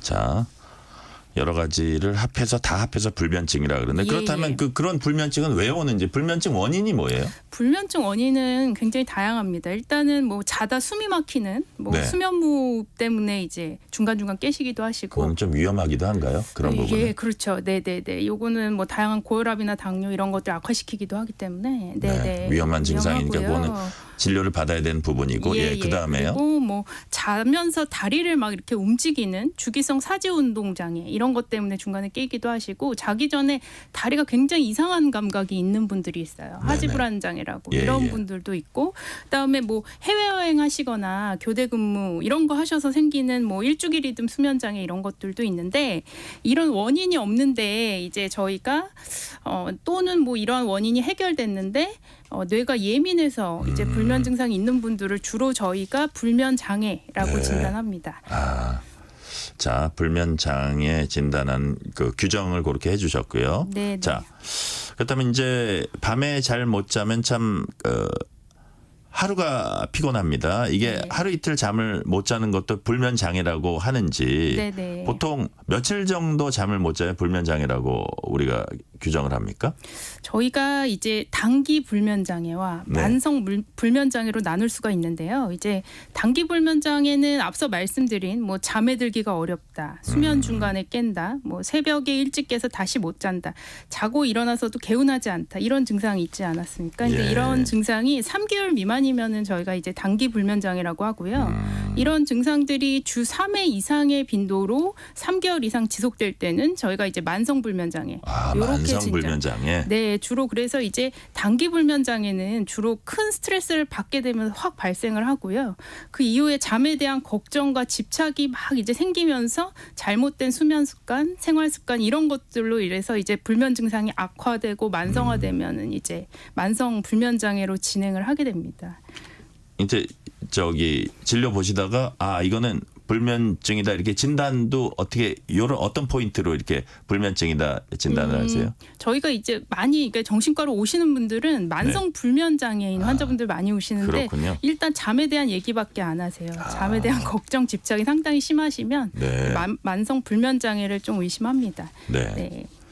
자 잠이 안 오면 더 자야 한다는 생각을 또 강박적으로 막 갖게 돼요. 네네네. 그럼 잠이 더 안 오잖아요. 또 예. 그럼 잠에 대한 잘못된 걱정이랄까요, 생각이랄까요, 잠에 대한 잘못된 집착이랄까 이런 거 어떤 것들이 있나요? 저희가 뭐 이런 분들이 많이 있죠. 하루에 한 8시간 이상 자야 된다. 꼭 자야 된다. 그리고 뭐 부족한 잠은 어떻게 해서든 보충해야 된다. 그리고 뭐 낮에 사무실에서라도. 네네. 예. 아침에라도 막 늦게까지 자야 된다. 뭐 그리고 잠을 못 자면 건강을 굉장히 해칠 것이다. 뭐 이런 식으로 파국적으로 생각하신다든지 아니면은 못 자면 이튿날 생활 막 망치겠다. 나는 이제 망했다. 있다. 뭐 이렇게 생각하신다든지. 저도 지금 요즘 밤에 잠을 많이 안 자고 일을 하거든요. 네. 좀 문제가 있는 거네요. 근데 그렇게 이제 생각을 파급적으로 안 하시면 괜찮고요. 네네. 그래도 최소한의 어떤 시간은 있을 거 아니에요. 저희가 이제 공식적으로 이제 얘기하는 거는 7시간에서 9시간 정도가 이제 정상적인 이제 성인에서의 이제 수면 시간이라고 하는데 네. 사람마다 사실 다릅니다. 피로. 일 때문에 좀 어떻게 밤에 잠을 못 자거나 네네네. 저 때문에 그랬을 때는 새벽에 집중적으로 자거나 해야겠네요. 그런 건 아니고요. 제가 뒤에서도 말씀을 드리겠지만 오전에 동일한 시간에 그래도 일어나셔야 됩니다. 아, 그래요? 네. 왜냐하면 잠이 복원력이 굉장히 강합니다. 그래서 오늘 만약에 제가 한 2시간 정도 못 잤잖아요. 그러면 그 다음 날 2시간 더 자야겠다 뭐 이렇게 생각을 하시는데 그게 아니고 잠이 복원력이 너무 강해서 잠의 깊이가 깊어집니다. 동일한 시간이 적은 대신에. 네네네. 그 다음 날 이제 저희가 보충을 해야 될 거 아니에요. 오늘 잠을 못 잤던 그 시간만큼. 근데 뭐 시간이 2시간 늘어나는 게 아니라 이 길 수면이 깊이가 깊어지면서 이제 잠을 다 복원을 하기 때문에. 그렇군요. 예. 저희가 이렇게 파국적으로 생각할 이유는 없습니다. 네. 그러면 불면증이 계속되면 실제로 뭐 파국적으로 생각할 이유는 없지만 다른 질환이 좀 생기기도 합니까? 예, 다른 질환이 생기기도 합니다. 그러니까 뭐 최근에 이제 코호트 연구를 모아서 시행한 뭐 메타 연구 이런 거에 의하면 이제 뭐 불면증 환자 5년 정도 추적 관찰했을 때 우울증 위험도가 한 2배 정도 올라가는 것으로 알려져 있고요. 그다음에 이제 불면증이 지속되면 뭐 두통이나 복통이나 근골격계 모든 부위의 통증이 악화될 수 있다고 알려져 있고요. 그리고 뭐 최근 메타 연구에서 또 불면 장애로 진단받은 환자 한 10년 정도 추적 관찰했을 때 치매 발생 위험이 한 1.5배 정도 이제 올라간다고 보고했습니다. 그러니까 수면은 정서나 뭐 통증이나 인지 기능과 직결된다고 생각하시면 될 것 같습니다. 네. 그렇다면 질 좋은 수면을 방해하는 나쁜 습관들이 있을 겁니다. 아까 약간은 설명을 해주셨는데 우리가 나쁜 습관들 어떤 거 피해야 됩니까? 저희가 이제 뭐 30대, 40대 이제 환자분들과 중년 이상의 어떤 환자 케이스로 나눠볼 수 있을 것 같아요. 근데 30, 40대 환자분들 주로 이제 점심시간 이후에 이제 식곤증이 오니까 1시 이후에 커피를 한 잔 하고 뭐 이제 일이 많아서 밝은 빛에서 야근하다가 스트레스 받으니까 술을 한 잔 걸치고 이제 자면서 유튜브를 1시간 넘게 보다 잠에 드는 것이죠. 주로 거의 그러신데 이게 다 나쁜 습관입니다. 왜냐하면은 이제 커피의 카페인이 몸에서 한 12시간 정도 머무르는데 점심에 드시면 자정 전후까지 커피의 각성 효과가 유지됩니다. 그러니까 잠을 못 자고요. 그다음에 커피 가급적이면 오전에 먹어야겠네요. 네, 10시 반 이전에 한 잔 정도. 그게 좋고요. 그다음에 밝은 빛에서 야근하시거나 유튜브 자기 전에 보시게 되면 사실은 망막에 빛이 들어가서 생체 시계가 낮으로 인식합니다. 그래서 잠에 진입이 안 되고 그리고 음주를 하시게 되면은 잠 드는 거는 굉장히 수월해지는데요. 깊은 잠으로 진입을 이제 방해하고 뭐 코 안의 근육도 다 늘어나서 수면 무호흡이 굉장히 심해집니다. 근데 음주를 또 아침에 할 수는 없잖아요. 네, 저녁에 하시게. 저녁에 하시면. 그러니까 안 하는 게 좋겠네요. 네, 안 하는 게 좋습니다. 잠하고 직결이 됩니까 그렇게? 잠의 질하고. 깊은 잠으로의 진입을 방해를 하기 때문에 사실은 이제 수면 중에 자꾸 깨게 되시는 문제가 생기고요. 이제 또 중년 이후의 환자분들 좀 이런 분들이 있어요. 이제 막 초저녁부터 막 잠을 자야겠다 생각하셔가지고 잠이 오지 않는데 계속 자려고 노력하시면서 방에 먼저 들어가시는 이런 경우 있고 잠을 못 자면 어떻게든 잠을 보충하기 위해서 그냥 뭐 오전 내내 주무시는 분들도 있어요. 다 나쁜 습관입니다. 네. 자, 그렇다면 좋은 수면을 위해서 이런 것들은 한번 실천해봐라. 좋은 수면을 위한 생활 습관 어떤 게 있을까요? 저희가 이제 아까 전에 말씀 주셨듯이 10시 반 이전에 커피 한 잔 정도만 드시는 게 좋고요. 점심 이후에 식곤증이 있을 때는 뭐 커피의 도움보다는 책상에 엎드려서 이제 깊은 잠으로 진입하기 전이 이제 딱 30분 정도거든요. 30분 이내로 잠깐 낮잠을 자는 것이 아까 좋습니다. 빛 얘기하셨는데 안 돼도 괜찮을 것 같아요. 이렇게 깜깜하게. 좋습니다. 네네네. 그러니까 그리고 이제 사실 야근하실 때도 빛을 최소화하는 게 제일 좋고요. 뭐 사무실 조명 다 끄고 스탠드만 약하게 켜거나 이런 식으로요. 그리고 이제 수면 2시간 전에는 핸드폰 보지 않는 것이 좋고 음주도 웬만하면 안 하는 것이 좋고요. 그리고 잠이 오지 않을 때는 막 억지로 자려고 이렇게 하시면 그 침실과 침대와 불면 상태가 다 연결돼 가지고 이제 뭐 그 방에만 들어가시면 각성 상태가 확 되세요. 네. 그렇게 되는군요. 네네. 그래서 일찍 들어가셔서 막 잠을 자려고 노력하시는 게 아니라 잠이 안 오시면은 그 장소를 나오셔야 됩니다. 나와서 이제 조도가 거의 텍스트 정도만 보일 정도로 어두운 곳에서 이렇게 앉아 있다가 졸리면 다시 들어가고 반복하는데 이때 이제 또 시계를 보시면 아, 나 오늘 또 망했구나. 새벽 2시구나. 막 이렇게 생각을 하면서 불안해지실 수 있어서 시계를 안 보시는 것이 중요합니다. 시계를 보지 말라. 이거 중요하네요. 네네. 주변에 이제 자기 전에 음악이나 라디오 들으면서 그대로 잔다는 분들이 있어요. 우리가 네네. 어렸을 때 어머니한테 이제 자장가 들으면서 잤잖아요. 네네네. 이렇게 음악 들으면서 잠드는 거 이건 어떻습니까? 요거는요, 그러니까 뭐 최근에 이제 연구들을 다 모아서 한 메타 연구에서는 뭐 음악의 종류나 그 연구마다 기간이 다양하긴 했는데 조용한 음악을 한 30분 정도 자기 전에 들었을 때 수면의 질을 개선한다 이렇게 보고를 하고는 있습니다. 근데 앞서 말씀을 주셨다시피 네. 이제 잘 잤던 상황에서 들었던 특정 음악, 뭐 어머니의 자장가 이런 것들 다시 들었을 때 이제 숙면이 재현되는 현상 때문일 수도 있고요.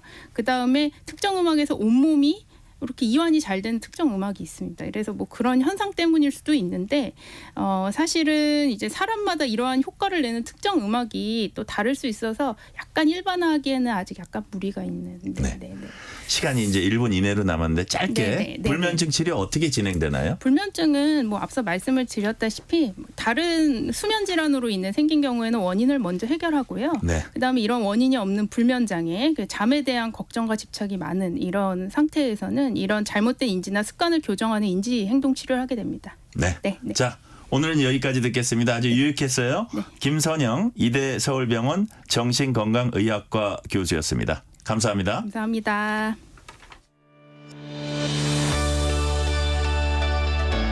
세상을 바라보는 바른 시선. 전종철의 전격 시사.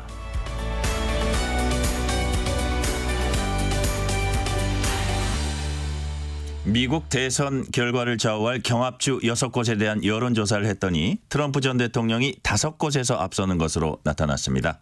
그런데 트럼프 전 대통령은 최근 유세에서 한국의 방위비를 올려야 한다는 말을 강조하면서 2만 8천 명인 주한미군 숫자를 또 4만 2천 명으로 잘못 언급했습니다. 경제가 이번 미국 대선에서도 화두로 떠오른 가운데 트럼프가 미국 유권자들의 마음을 파고들기 위해서 미국의 방위비 부담을 줄여야 한다고 거듭 강조하고 있는 것으로 해석이 됩니다. 당선될 경우에 국방비 지출이나 무역 문제에 있어서 강한 압박을 해올 것임을 예고하고 있습니다. 5월 14일 화요일 전종철의 전격시사 여기서 마칩니다. 진행의 전종철 기자였습니다. 감사합니다.